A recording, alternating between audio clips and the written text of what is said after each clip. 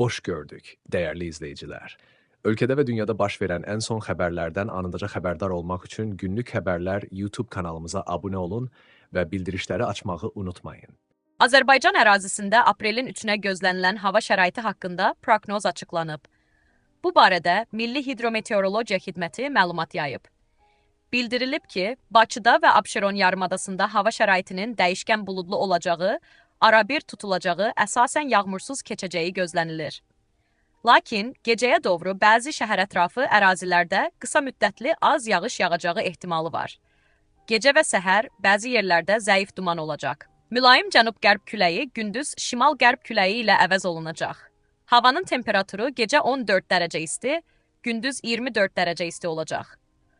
Atmosfer təzyiqi 753 mm civə sütunundan 757 mm civə sütununa yüksələcək. Nisbi rütubət gecə 70-75%, gündüz 50-55% olacaq.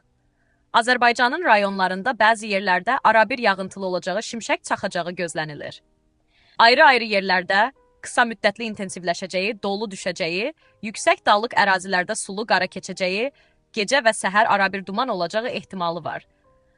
Gündüz əksər rayonlarda yağıntıda fasilə olacaq. Qərb küləyi ayrı-ayrı yerlərdə arabir güclənəcək.